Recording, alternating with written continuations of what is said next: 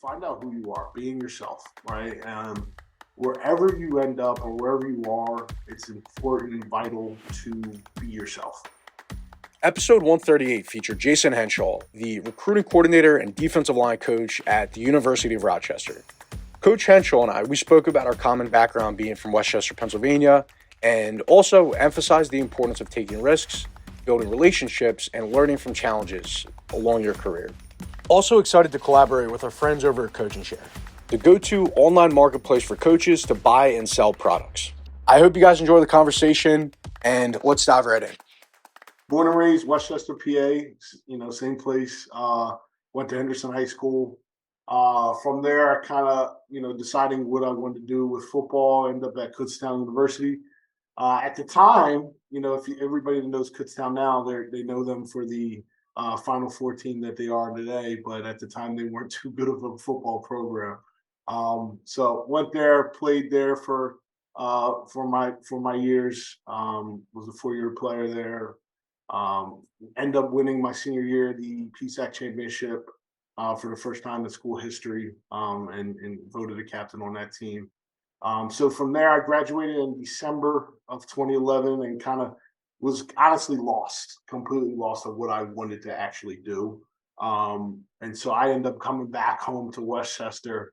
And my best friend at the time, Keith Wilson, who played at Widener. And at the time, Bill Swan Jr. was a grad assistant there when he was there.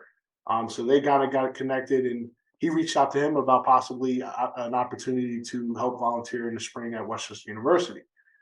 So at the time, Keith was pretty busy, and I was like, I'm all for it. I got nothing else going on. So, I know Bill too. So I got to, talk with his dad at the time, with the head coach who just recently retired.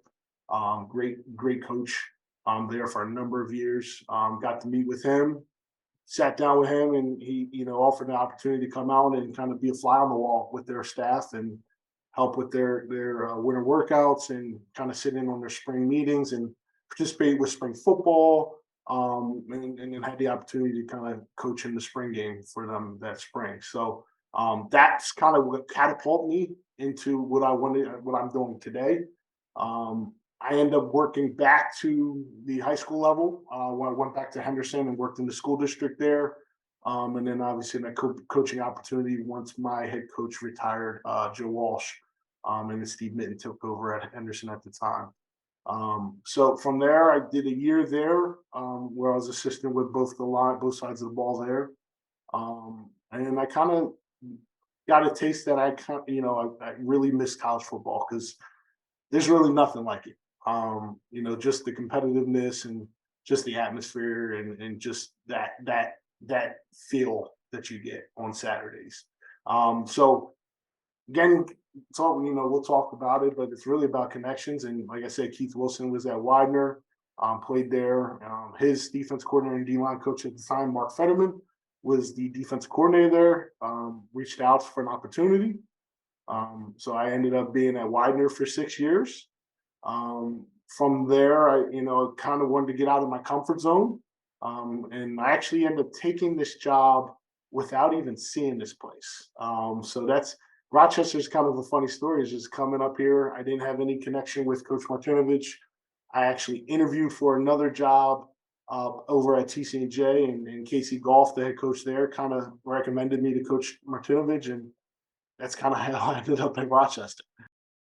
Thanks again to our friends over at Coach and Share for sponsoring today's podcast. I checked out the website, and they have a lot of interesting products from guides to templates. Definitely check it out. It's called coachandshare.com. Can you talk about taking that leap of faith and what that was like, just going into a place you've never been to? Yeah, absolutely, man. It's I actually at the time was in Columbia, the country. I was out of the states on vacation with my group of my friends, and I got the call from Coach. And initially, he offered me the job to coach to running backs and tight ends, which I'd never done before. And so my friends at the time, they're like, sometimes you just have to just go in, like, and just go for it. And just it kind of reminds me of the movie with Jim Carrey where he has to say yes to everything. I just kind of was like, yep, I'll do it. and it happens a week later where, he gives me a call. He said, we're going to, we had somebody leave and we're going to move you over to the defensive side of the ball, which ended up working out perfectly because that's where I'm most comfortable and where I've got, obviously my most experience. But it really was about just saying yes and kind of, like I said, getting out of my comfort zone and learning to really, develop relationships out of that like I went to school an hour away from home. I've always been around home and, not being able to call a family member that they can just show up right off the bat, when you do need something. So it's good to learn a lot of those skills, especially, early in your 20s and 30s to really, develop yourself as an individual. But like I said, man, it's just getting out of your comfort zone and getting to discover who you are. Yeah. That was still relatively early in your career, right, coach? No, pretty much. I mean, I did 6 years at, like I said, at Widener. I myself am not someone that wants to go from place to place and jumping from one place to another to get somewhere. The big thing for me is relationships. So I don't think I think it's very difficult to build relationships with guys on your staff and the players that you're coaching, and obviously the people in the community at the schools you're at. If you're going from one place to another. So, um, you know, as much as I feel like I've been coaching forever, hasn't been that much. It's only been about 10 years at the college level. Yeah. I mean, you're not that old of a guy. I know we were just talking about it. It So feels like that. going back early on in your career, coach, when you were just getting started off and even back in your days when you were coaching high school, I'm sure you've learned obviously a lot over these past 10 years. If you had to pick out the top 2 to 3 things that you've learned, what do you think that would have been? I would say one, definitely learn to find out who you are, being yourself, right? Wherever you end up or wherever you are, it's important and vital to be yourself. Um, it's very difficult to go into the office day to day if you don't feel like you can, if you feel like you have to put on another act or a face to show up to work. And the biggest thing is the players are going to see right through that if you're not yourself.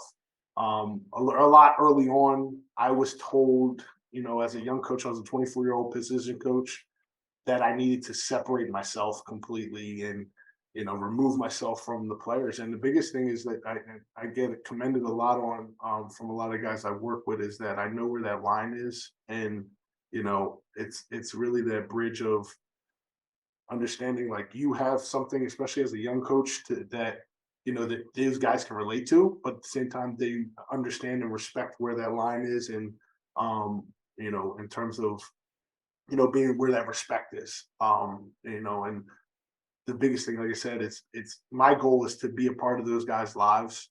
I've been a part of weddings as best men, seeing babies born. That's, why I got into coaching. I would say the second thing is definitely second and third really is it's two kind of sayings that I kind of use. It's one is no struggle, no strength, right? You're going to go through a lot of struggles in life. But the big thing is when you go through those struggles, you're learning and getting stronger to get through that next thing. And so that's a big saying that I use, that my line coach at Henderson, Steve Jenkins, kind of inbred it into me, and what it really means. And the second one is lesson or blessing, right? And a lot of times you can go through things, you can look at it being negative, but sometimes if you look at it in terms of your outlook, whether this is, hey, you can learn from this opportunity or whatever you're going through, or it's a blessing for the next, So I kind of go with those three things: being yourself, the lesson or blessing, and no struggle, no strength. Yeah, I love that. We're talking about D line a little bit earlier, and that's what I played. So specifically for your defensive line, what are some things that you, in addition to what we just talked about, might want to preach or just teach to them in general? Yeah. Big thing is 1-2, right? It's very hard, especially at this level. Coaching at Widener and coaching here is somewhat of a difference in terms of the commitment, in terms of the academics. So that's a learning curve that I kind of learned picking up here, being here, of really getting out of the 1-2 and the passion of football, right? And those guys learning to love to work, right? Because if you don't love to work, as you know, it's hard to be very successful as a college football player. A lot of times guys come from high school, as you know, they say, guys come and they think they go D3, that they're just going to show up and it's just going to happen. And so early on, especially with my young guys, it's them getting to figure out like it's going to take, it's a process, right? And I need them to trust that process of being patient, right? Obviously, I'm going to, give them every opportunity I can. I have no fear of playing young guys, but obviously, it's most importantly that they know what they're doing and understanding that some things they did in high school may not work in college, and them kind of picking up the fundamentals and the techniques. And so that's a process in itself. And a lot of times, guys don't really let that click until they get into spring ball, where there's no games to worry about, and it can just kind of come to them naturally. So I would say that's some of the biggest things. Yeah, and you know this too from experience as a player at a small college program. Like you were saying, a lot of kids when they're first getting into college, they're like, "Oh yeah, we're Division III. Like I was a star on my high school team. We're just going to jump right in." It's funny just learning that perspective once you do mature a little bit and you are actually a part of the program. For the guys who don't know Division III football, there's some really great talent at the Division II and Division III levels, and you're not just for high school guys. Guys aren't just going to jump in for the most part. You have to know how things work. You have to mature.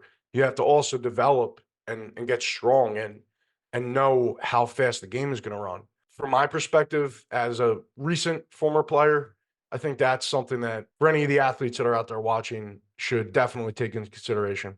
A lot of times, that maturity doesn't really hit to you're 18 years old, right? You don't know who I was at 18 is not who I was at 22 in my last year playing. So, some of the guys I even coached at the Division III level were better than some of the guys I actually played with at the D2 level. So it's really ultimately, I think it goes down to what's important to you. A lot of guys that do choose to play Division III football, academics is the priority. And if that's a priority for you, you look at schools that are going to help you get there. At the same time, you're going to find a lot of programs. There's about 250 something programs across the country at this level. So there's a lot to choose from. But ultimately, it's finding what is your niche and what is important to you. And going back to what you were saying earlier, just relationships for me as a former Division III guy, I didn't really think of that when I was getting recruited necessarily, but looking back at it, relationships, that's the most important thing, regardless of where you go. The people that you meet, not only is it going to help you, but more importantly, the people that you meet, you're able to help them. Absolutely. And I think that's more important than anything else. I mean, we're a great example of that right now. Like I said, I recruited you out of high school. I know you played with and good friends with Alex Ramondo, and Yeah.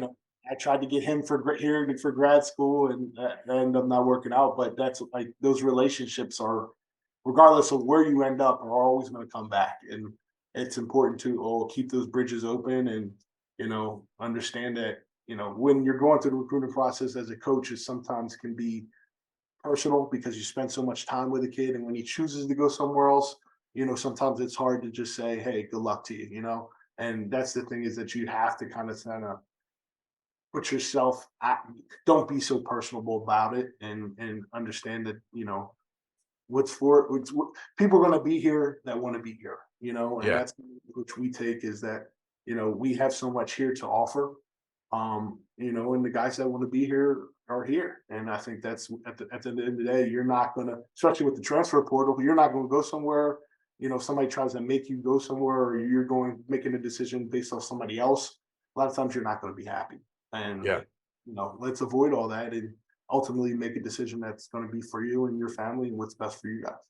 Alex is a great example of one of the ideal student athletes out there. Alex Ramondo, just quick summary about him. He was probably one of the most dedicated players I've ever been around. And that carries over into not only just football, but his academics and now into his professional career. Like he's killing it right now. And I don't even know if you knew this, coach, but he's doing bodybuilding too. I do know. I got him followed on everything. Yeah, but I think he got like his pro card. So it's That's just the all. lessons you learn as a player. Like you're saying, I think it was the struggle make strength or something like that. That's a perfect example. The daily grind is what's going to make you that much better. Well, Coach, any last words you want to share today? Oh, man, I'll plug in the U of R, man. If you're a student athlete watching or a coach watching, you got students interested in academics, elite academics. In terms of what we have to offer, research opportunities. I would say we have some of the best facilities at the Division III level. But a great opportunity to work with some great guys like you mentioned, Coach Griggs, our offensive coordinator, Chris Sapper, defense coordinator, and obviously our head coach, Coach Martinovich. So opportunity to work with some great men, a great community here, and some our great players. Awesome. Well, thank you again, Coach. Best of luck as you guys finish up with recruiting, and we'll talk with you soon.